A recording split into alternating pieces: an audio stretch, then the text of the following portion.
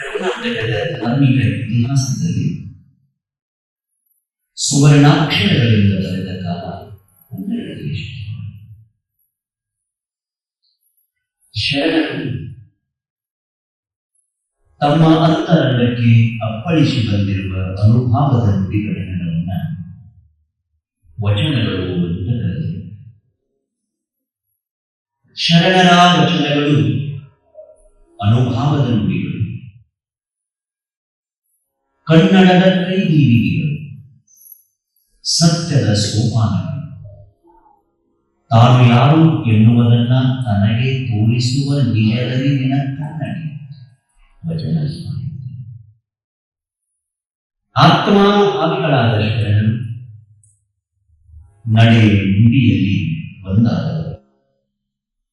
ಸದಾಕಾಲ ಭಗವಂತನನ್ನೇ ಹೃದಯದಲ್ಲಿ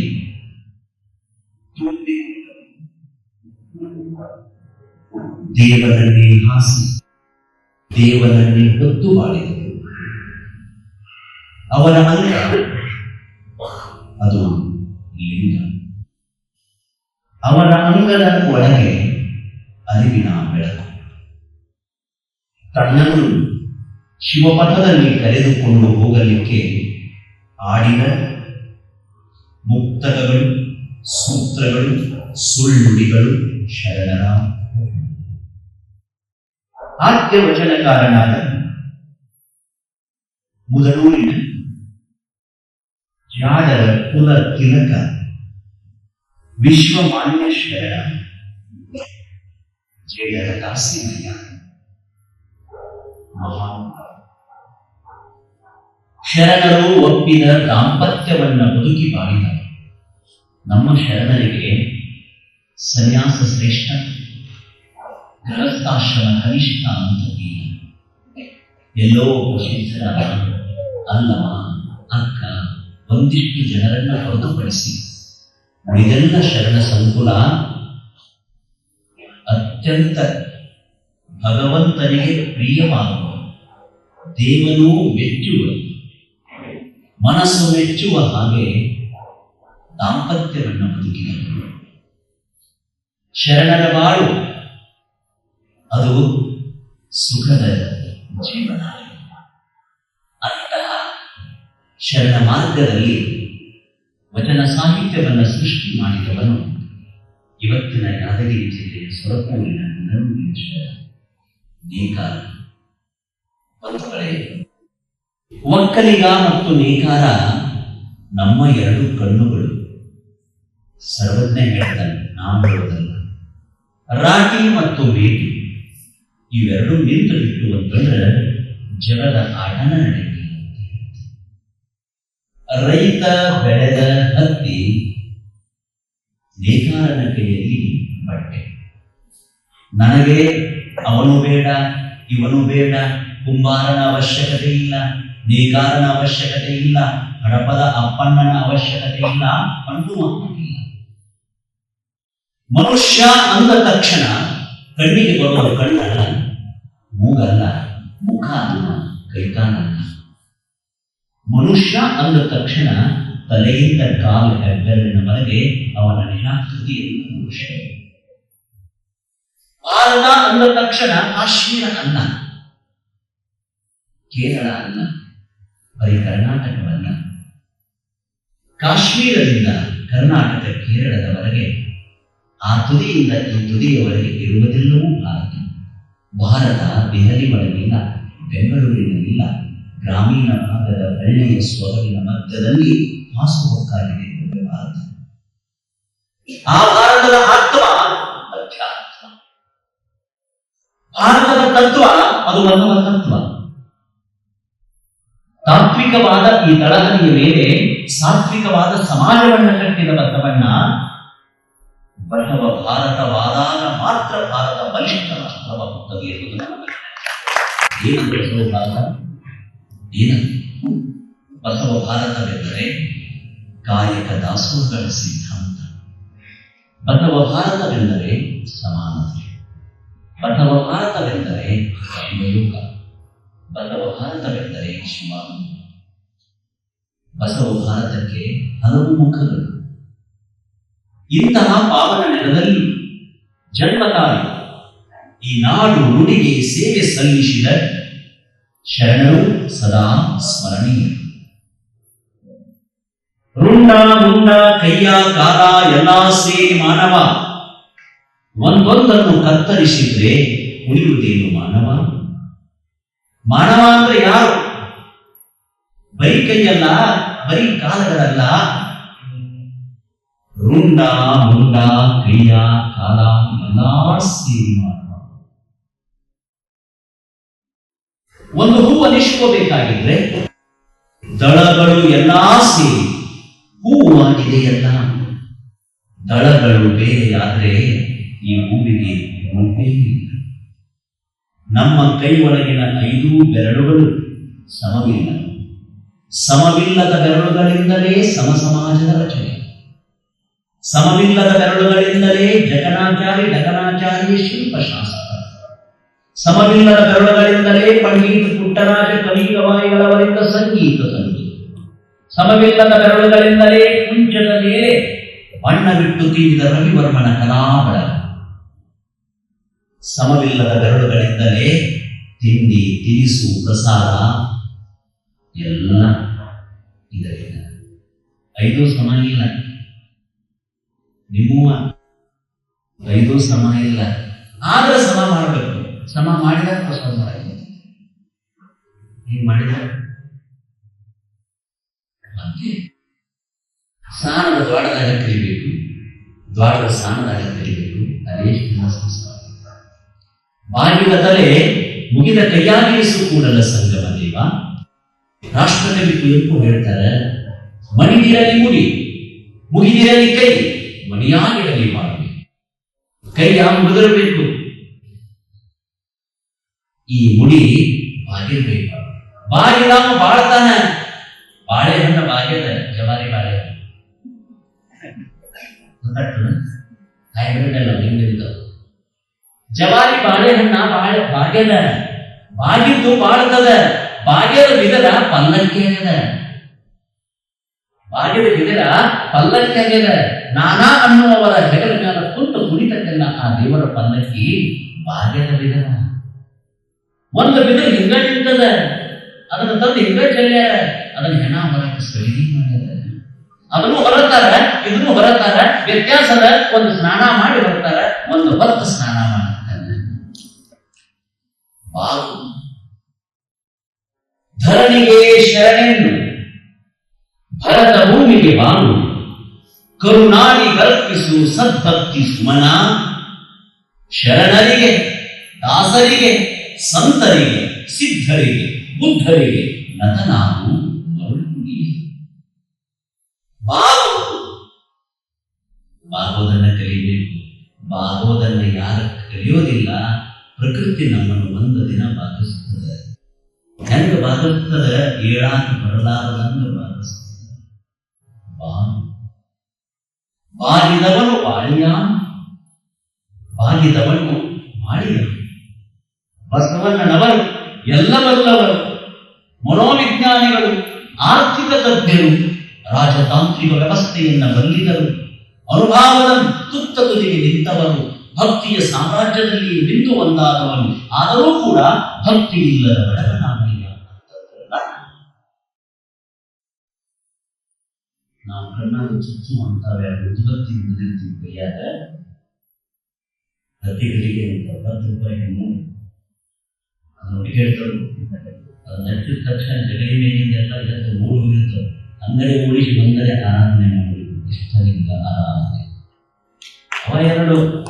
ಅವ ಇಲ್ಲಿ ಮನೆಗಂತ 2 ಕರ್ಚಿಕಾಯಿ ಹಿಡಿಯೋ ಸುದ್ದಿ ಬರಬೇಡಿ. ನಮ್ಮ ಶರಣರು ಹಿಂಗಿಲ್ಲ. ನಮ್ಮ ಶರಣರು ಹಿಂಗ ಇಷ್ಟಲಿಂಗಕ್ಕೆ ಅರ್ಪಿತ ಮೌನದ ಆಚಾರ ಲಿಂಗಾರ್ಪಿತವ ಮಾಡಿದವರಿಗೆ ಒಮ್ಮೆ ಶಿವಶರಣ, ತೃಪ್ತಿಗೊಮ್ಮೆ ಶಿವಶರಣ. ಶರಣರೇ, ಎಷ್ಟು ದೊಡ್ಡ ನೆಲೆಗಟ್ಟನ್ನು ನಮ್ಮ ಮುಂದೆ ತೆರೆದಿಟ್ಟರು ಶರಣರು. ನೋಡಿ, ನಾವೆಲ್ಲ ಅನುಭವಿಸಬೇಕು, ಅದನ್ನು ಅನುಭವಿಸಬೇಕು. ಜೀವನದಲ್ಲಿ ಒಂದಿಷ್ಟು ಅನ್ನಂಗಿಲ್ಲ, ನಿಮಗೆ ಅನ್ನಂಗಿಲ್ಲೇನು?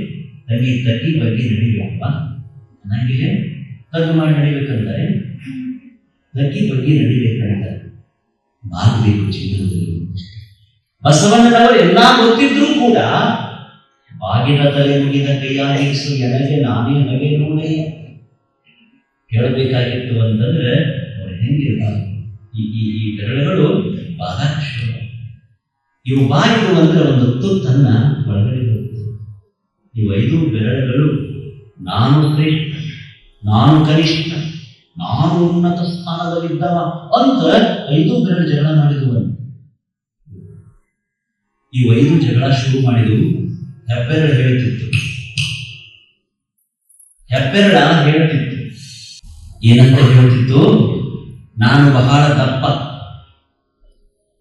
ನಾನೆಲ್ಲಾದ ಒಂದು ತಂಬಿಗೆ ಹಿಡಿಯಕ್ಕಾಗಲಿಲ್ಲ, ಒಂದು ಹಗ್ಗ ಜಗ್ಗಕ್ಕಾಗಲಿಲ್ಲ, ಎಷ್ಟು ಸರಿ ಮಾಡಾಕ ದೊಡ್ಡವಿದ್ರು ಕೂಡ ಹೆಬ್ಬೆರಳನ್ನು ಗೊತ್ತು ಬೇಕಬೇಕು, ಅದಕ್ಕೆ ನಾನು ಶ್ರೇಷ್ಠ ಅಂತಿರ್ತಂತೆ ಇಟ್ಟ ದಪ್ಪ. ಅವಾಗ ತೋರ ಬೆರಳು ಹೇಳಿದಂತ, ನೀ ಹಂಗ ಅನಬೇಡ, ಯಾರದೇ ಊರಿಗೆ ದಾರಿಯನ್ನು ಕೇಳಿದ್ರ ಯಾರ ಕಿರುಬೆರಳು ತೋರ್ಸಂಗಿಲ್ಲ, ತೋರು ಬೆರಳು ತೋರಿಸ್ತಾರ. ಒಂದೊಂದು ಬೆರಳಿಗೂ ಒಂದೊಂದು ಮಹತ್ವದ ತೋರು ಬೆರಳು ತೋರಿಸ್ತಾರೆ. ಅನುಭವ ಮಟ್ಟ ಮೇಲೆ ನೀವು ತೋರಿಸ್ತಾರೆ, ಹಂಗ ತೋರಿಸ್ತಾರೆ ನಾನು ಶ್ರೇಷ್ಠ ಅಂತ ಹೇಳಿ. ಮಧ್ಯದ ಬೆರಳು ಹೇಳಿತು, ನೀವೇನಂತೀರಿ 5 ಮಂದಿ ನಾನು ಎತ್ತರ, 5 ಜನರ ಒಳಗೆ 5 ಬೆರಳಿಗಿಂತ ನಾನು ದೊಡ್ಡ ನೋಡ್ರಿ ಅಂತ ಹೇಳ್ತು. ಇದು ಮಕ್ಕಳನ್ನ ಬೆಳೆಸ ಕೂಡಲಿಲ್ಲ, ಏನು ದೊಡ್ಡ ಮಿತ್ರರಿ ಏನ್ ಮಾಡವ, ಮದುವೆ ಮಾವು ಹಾಕುದು ನನಗ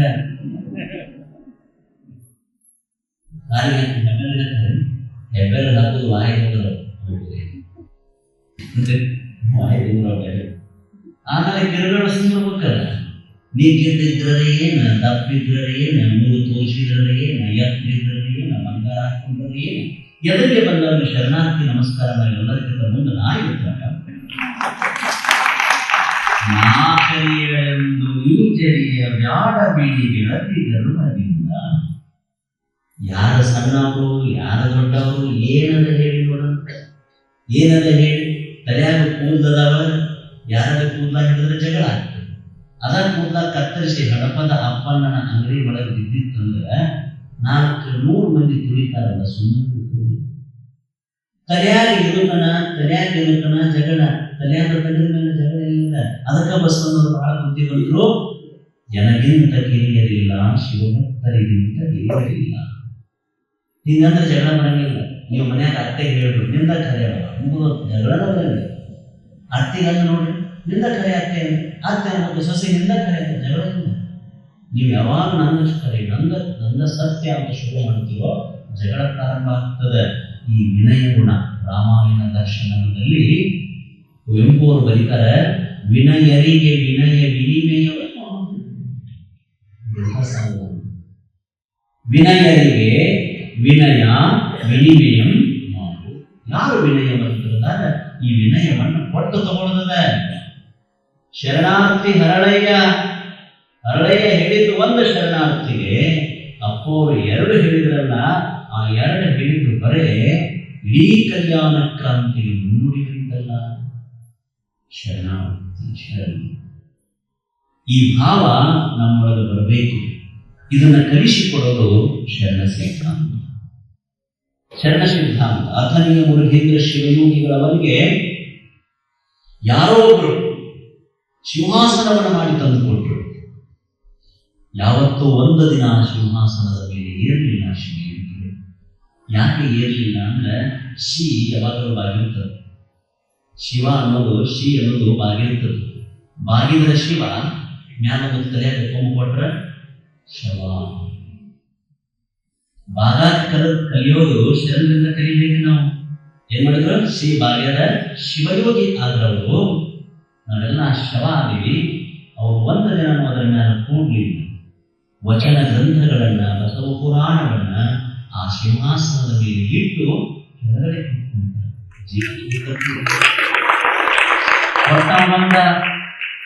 ಕೊಟ್ಟವ ಬಂದ ನಾವು ನೀವು ಕೂಡ ಕೊಟ್ಟಿದ್ರಿ ಅಂತ ಅಲ್ಲಿ ಅಪ್ಪವರು ಕುಂತಾರೆ ಜಾಗಿಲ್ಲಂದ್ರು. ಅಲ್ಲಪ್ಪವ್ರು ಕುಂತಾರ ಜಾಗಿಲಂದ್ರು ಬಸವಣ್ಣ ಅಂದ್ರೆ ಏಕವಚನ ಆಗ್ತದಂತ ಹೇಳಿ ಅಪ್ಪನ ವಚನ ಅಂತ ಇದು ಪ್ರಾರಂಭ ಆಯಿತು. ಈ ಕಲ್ಯಾಣದ ನೆಲದಲ್ಲಿ ಇದಕ್ಕೆ ಕಲಬುರಗಿಗೆ ಕಲ್ಯಾಣದ ಹೆಬ್ಬಾಗಿಲು ಅಂತ ಕರೆದ್ರು. ನಿಮ್ಮ ಮನೆಗೆ ತೊಲಬಾಗಿಲು ಇರಲಿಲ್ಲ, ಹಂಗಿದು ಹೆಬ್ಬಾಗಿಲು ಅಂತಾಯಿತು. ಇದು ಕಲ್ಯಾಣ ಕರ್ನಾಟಕ ಆಯಿತು. ಆ ಕರ್ನಾಟಕದೊಳಗೆ ಬಸವಣ್ಣನ ನಾಡಿನೊಳಗೆ ನಾವು ಅದೀವ ಅನ್ನೋದೇ ಒಂದು ಹೆಮ್ಮೆ ಮತ್ತು ಸಂತೋಷ. ನೆಲದ ಗುಣವೋ ಕಾಲದ ಮಹಿಮೆಯೋ ನಾನದೇ. ಈ ನೆಲದ ಗುಣ ಅದನೋ ಈ ಕಾಲದ ಮಹಿಮೆ ಅದನೋ ನನಗೆ ಅರ್ಥ ಆಗುವುದಿಲ್ಲ ಅಂತ ಹೇಳ್ತಾನೆ ಕವಿ. ಅಂತಹ ನೆಲದಲ್ಲಿ ಆಗಿ ಹೋಗಿರತಕ್ಕಂಥ ಶರಣ ದಂಪತಿಗಳು ದಾಸಿರಿ ಏನು ಅದ್ಭುತ ಬರೀತಾನೆ ಪುಣ್ಯ ಅಂತ. ಎಂಥ ಸಂಸಾರ ಅವರು. ಹೇಯವಲ್ಲ ಸಂಸಾರ ಸುಖವು ಮಧುರಾತಿ ಮಧುರ. ಬಹಳ ಜನ ಸಂಸಾರ ಹೇಯ ಅಂದ್ರು, ಆದ್ರೆ ಶರಣರು ಹಿಂದೆ ಬದುಕಿದ್ರಲ್ಲ. ಕಾಯಕ ಮಾಡಲು ಕೈಗಳು ಎರಡು, ಕಾಯವ ನಡೆಸಲು ಕಾಲುಗಳೆರಡು, ವಿದ್ಯುತ್ ದೀಪಕ್ಕೆ ತಂತಿಗಳೆರಡು, ಜಗವ ನೋಡುವ ಕಣ್ಣುಗಳೆರಡು, ಜೀವಕ್ಕೆ ಬಿಟ್ಟು ಸಾವುಗಳೆರಡು, ಹರಿವ ನದಿಗೆ ತಡಗಳು ಎರಡು, ಜೀವನಕ್ಕೆ ಸತಿಪತಿ ಬಾಳಿಗೆ ಬೇಕು ಮಕ್ಕಳು. ಇಷ್ಟು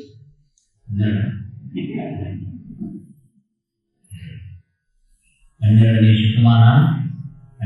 ಶತಮಾನ ಹಿಂದೆ ಕಲಿಸ್ತಲ್ಲ ದಾಂಪತ್ಯ ಜೀವನ. ದಾಶಮಯ್ಯ ಹೇಳ್ತಾನೆ, ಗಂಡನುಳ್ಳಮ್ಮನ ಗೌರಿ ಎಂದು ತಿಳಿದಡೆ ಭೂಮಂಡಲಕ್ಕೆ ಅರಸನಾಗಿರುತ್ತವನು.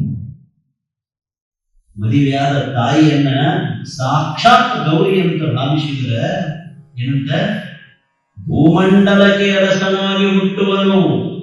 ಜೀವನ ವಿಧಾನವನ್ನು ಕಲಿಸಿಕೊಟ್ಟು, ನೀತಿಯನ್ನ ತಿಳಿಸಿಕೊಟ್ಟು. ಅವಳು ಪಾರ್ವತಿ ಸಮಾನ, ಅವಳು ದೇವಸತಿ. ಅಂಥವಳನ್ನ ನೀನು ಪೂಜ್ಯ ಭಾವನೆಯಿಂದ ಕಾಣು ಅಂತ ದಾಸಿಮಯ್ಯ ಹೇಳಿದ. ಏನಂದ? ವಲ್ಯಂದ. ಅವರ ಶರಣರು ವಲ್ಯಂದ್ರು, ನಾವು ಬೇಕಲ್ಲಿ. ಶರಣರು ವಲ್ಯಂದ್ರು. ಬ್ರಹ್ಮ ಪದವಿಯನಲ್ಲೇ, ವಿಷ್ಣು ಪದವಿಯನಲ್ಲೇ, ರುದ್ರ ಪದವಿಯನಲ್ಲೇ, ಮತ್ತಾವ ಪದವಿಯನಲ್ಲೇ. ವಲ್ಯನದು ಅಷ್ಟು ಸುಲಭದ ಮಾತಲ್ಲ. ಈಗ ನಿಮಗ ಒಂದ್ಸಲ ನಿಮಗೇನೋ ಒಂದು ಬರ್ತದೆ, ತಕ್ಷಣ ಒಂದು ಫೋನ್ ಬರ್ತದೆ, ನಿಮಗೆ ಒಬ್ರು 10 ಲಕ್ಷ ರೂಪಾಯಿ ಮಾಲಿಕೆ ಕೊಡ್ತಾರೆ, ಇದು ಫೋನ್ ಬರ್ತದೆ. ತಿಳ್ಕೊಡು ಬಂತಂದ್ರೆ ಏನಾಗಿದೆ, ಎಷ್ಟು ಮಂದಿ ತೂಗು ಹೋಗ್ಲಿಕ್ಕಿಲ್ಲ. ಆಮೇಲೆ ಶರಣರಿಗೆ ಗೊತ್ತದೆ ಇದು ಯಾವುದರಿಂದಲೂ ಸುಖ ಇಲ್ಲ ಅಂತ ಗೊತ್ತದೆ. ತಿಳ್ಕೊಳ್ಳಿ, ಅಧಿಕಾರ ಅಂತಸ್ತು ಆಯುಷ್ಯ ಶಾಶ್ವತವಲ್ಲ. ಅಧಿಕಾರ ಶಾಶ್ವತವಲ್ಲ. ಹಳೆಯ ಮುದುಕಿ ಡ್ರೈವರ್ ಸೀಟ್ನಾಗ ಇಟ್ಟಿದ್ದೀನಿ, ಡ್ರೈವರ್ ಸೀಟ್ ಜಾಸ್ತಿ ಬಸ್ ತುಂಬಿದ ಅದೊಂದು ಖಾಲಿ ಐತೆ. ಬಂದ ಚಾ ಹೋಗಿದ್ದ ಟೀ ಕುಡಿದು ಹೇಳಿಕೆ ಯಾರು ಬೇಕು? ನಾನು ಬೇಕ ತಪ್ಪಾಗಿದೆ, ನಿನಗಿಂತ ಬಂದಿರ್ತೇನೆ.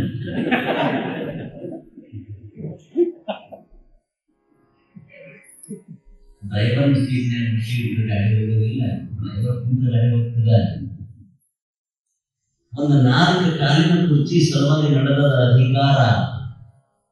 ಅಧಿಕಾರಕ್ಕಾಗಿ ಕಲಹ, ಕಾಠಿಣ್ಯ ಹೃದಯದಲ್ಲಿ ಕಪಟತನದ ಮಾತುಗಳು, ಬಾಯಲ್ಲಿ ಬಸವ ಶಾಸ್ತ್ರ, ಒಳಗೆಲ್ಲ ಮೋಸದ ವಸ್ತ್ರ, ಮಾಜ್ಞಾನ ಸಾಕ್ರಿ, ಒಳಗೆಲ್ಲ ಕತ್ತರಿ. ಎಷ್ಟು ಚಂದ ಬರ್ದಾರ ನೋಡಿರಿ, ಜನ ಬರ್ದಾರ. ಸಂತೋಷ ಅನಿಸ್ತದೆ. ಬಂಗಾರ ಬಣ್ಣದು ಅದನ್ನು ತಿಳ್ಕೊಂಡವನು ಜನ್ಮ ಎಲ್ಲ ಬಂಗಾರ. ಮುತ್ತಿನ ಹಾರದಂತಿರಬೇಕು, 14 ಅಕ್ಷರದ 14 ಅಕ್ಷರ. ಎರಡನೇದು, ನುಡಿದರೆ ಮಾಣಿಕ್ಯದ ದೀಪ್ತಿಯಂತಿರಬೇಕು, 15 ಅಕ್ಷರ. ನುಡಿದರೆ ಸ್ಫಟಿಕದ ಸಲಾಕೆಯಂತಿರಬೇಕು, 16 ಅಕ್ಷರ. ಒಂದೊಂದು ಸಾಲಿನ ಒಂದೊಂದು ಅಕ್ಷರ ಸಹಿತ ಬಸವನವರು ಹೆಚ್ಚಿಟ್ಟಾರೆ. ಅಂದ್ರೆ ಸಣ್ಣ ಹುಡುಗಿದ್ದಾಗ ಮಾತಾಡಿದ್ದು ಯೌವನದಾಗ ಮಾತಾಡ್ಬೇಡ. ಯೌವನದಾಗ ಮಾಡಿದ ಹುಡುಗಾಟ ಮುದುಕಾದ ಮಾಡಬೇಡ.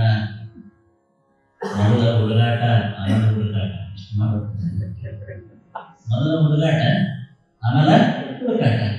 ಅದಕ್ಕಾಗಿ ಹೇಳಿ ನುಡಿದರೆ ಮಾತಾಡಕ್ಕೆ ಬೇಡ. ನಿನ್ನ ಮಾತುಗಳಿಂದ ಈ ಜಗತ್ತಿಗೆ ಉಪಯೋಗ ಇಲ್ಲ. ಮಾತಾಡಿದೆಂದರೆ ಹೆಂಗಿರ್ಬೇಕು? ಮುತ್ತಿನ ನಾರದಂಗಿರಬೇಕು. ಯಾಕೆ ಹೋಲಿಸಿದ್ರೆ ಹೇಳಿ ನೋಡೋಣ.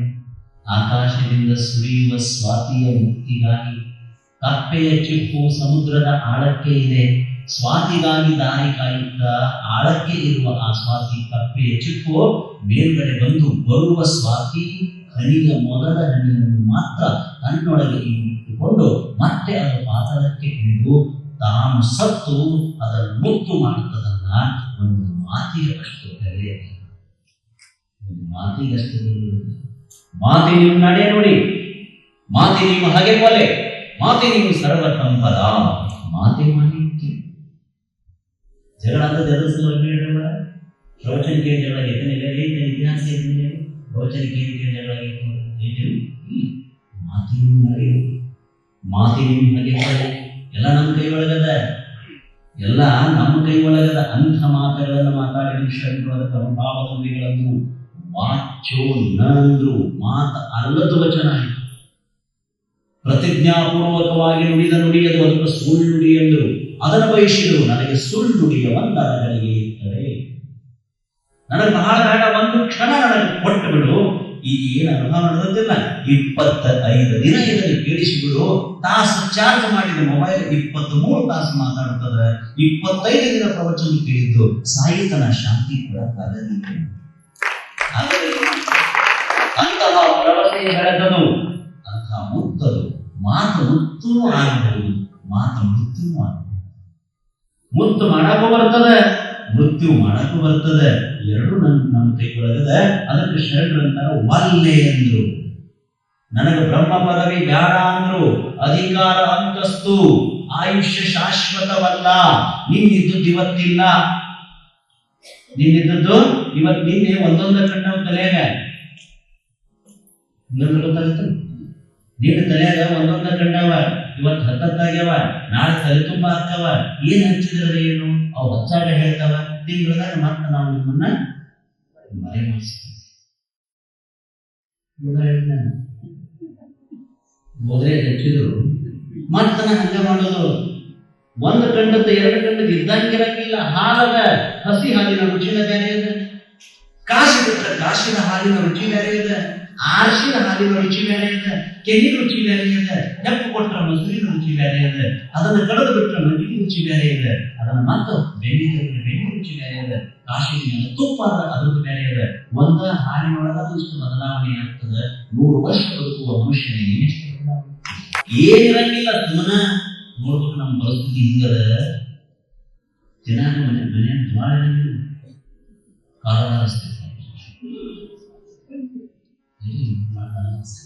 ನನ್ನ ಮುಂದೆ ಯಾರ ನನ್ನ ಸೂತ್ರದ ನನ್ನ ಮುಂದೆ 3 ಉಳ್ಳ ಇಷ್ಟಂದ ನೋಡ್ರಿ. ನನ್ನ ಮುಂದೆ ಯಾರ 3 ಉಳ್ಳ ಕೂಡಿಸಿ ಮುಗಿದ್ರೆ 3 ಕೋಟಿ, ಕೂಡಿದ್ರೆ 6 ಕೋಟಿ. ಸೈಟ್ ಓರಿಜಿನಲ್ ಸೈಟ್ 3/6 30-60 ಆಗಿದ್ದು. ನಮ್ಮ ಕಾಟ್ ಓರಿಜಿನಲ್ ಎಷ್ಟು ಗೊತ್ತಿತ್ತು? ನಮ್ಮ ತೊಟ್ಲು ಎಷ್ಟೈತು? ನಮ್ಮ ತಾಯಿ ನಮ್ಮನ್ನ ಹೆಸರಿಗಾಗಿ ತೊಟ್ಲ ಕಟ್ಟಾಡಲ್ಲ. ಈಗಿನೂ ಅಲ್ಲ, ಅವಾಗೆಲ್ಲ ಕಟ್ಟಿಗೆ.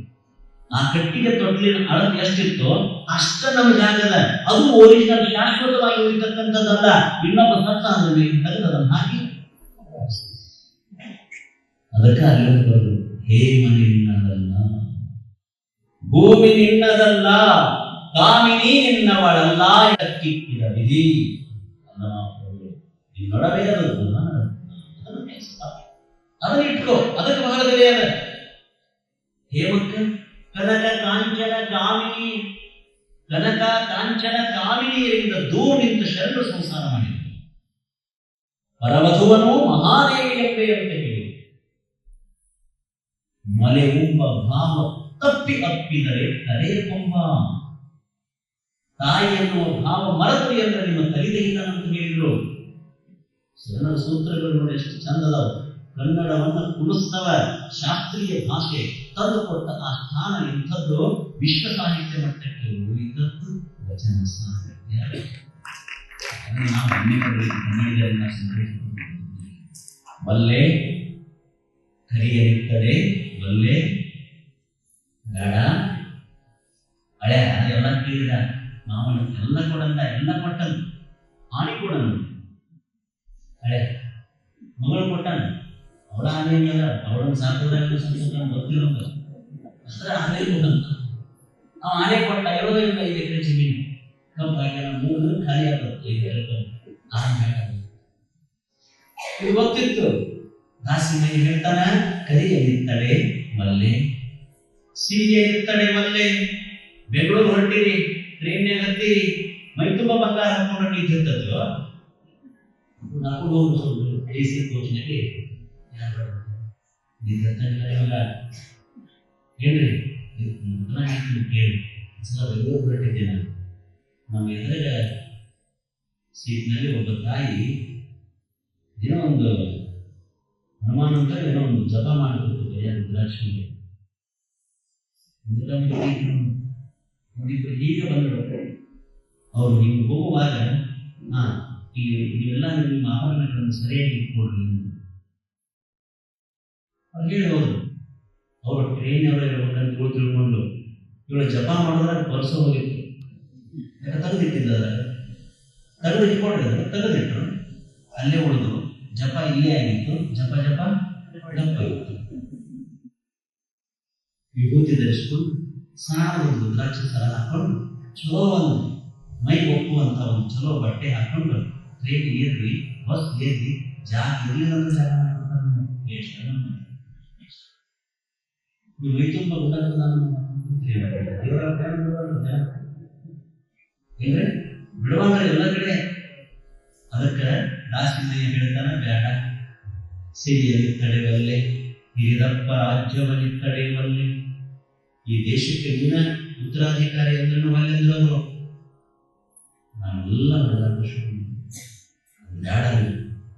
ಮತ್ತೆ ನನಗೆ ಏನಾರ ಬೇಕು, ನನಗೇನು ಬೇಕು ಅಂತಂದ್ರೆ ಶರಣರ ಸುಳ್ಳುಡಿ, ಸತ್ಯದ ಮಾತು, ಸರದಿಯ ಪ್ರಕಾರ ಮಾಡಿದ ಸಮೂಹ ಸೃಷ್ಟಿಯ ಮಾತು, ಅಂತ ಒಳ್ಳೆಯ ಮಾತು ನನ್ನ ಕಿವಿಗಳಿಗೆ ಕೊಡಪ್ಪ. ಇದನ್ನು ಕೇಳಿದ ಮ್ಯಾಲ ನನ್ನ ಕಿವಿ ಏನಾಯ್ತು ಕೇಳಲಾರ್ದಂಗ ನನಗೆ ಸಂತೋಷ. ಲಿಂಗಯ್ಯನ ನೋಡಿದ ಈ ಕಣ್ಣು ಒಳಗ ಇನ್ನೊಂದು ಕಾಣಲಾರ್ದಂಗ ಮಾಡಪ್ಪ. ಅನ್ನೋದನ್ನ ಮಾಡಲೇಬೇಕಂತೆ. ನಿನ್ನ ನೋಡಿದ ಮೇಲೆ ಇನ್ನೇನು ನೋಡುವುದ ಹೇಳಿ? ಬಸವಣ್ಣನವರನ್ನ ಕಂಡ ಮೇಲೆ ಇನ್ನೇನ ಕಾಣುವುದ ಹೇಳಿ? ಬೇಡ. ಈ ಕಣ್ಣು ದೇವನು ಹಚ್ಚಿಟ್ಟ ದೀಪ, ಇವು ಆರದ ದೀಪ. ಈ ದೀಪ ಬೆಳಕ ಕೊಟ್ಟು ಬೆಳಕ ತುಂಬಿಕೊಂತವ. ಇಂಥ ನೇತ್ರಗಳು ನನಗಿರಲಿ, ಇಂಥ ಕಿವಿಗಳು ಸುಗಿತಗಳನ್ನೇ ಕೇಳಬೇಕು, ಅಂಥದ್ದನ್ನ ಕರುಣಿಸುವಂತ ಹೇಳಿ ಶರಣು ಶಿವಯೋಗಿಗಳು ಹೇಳ್ತಾರೆ.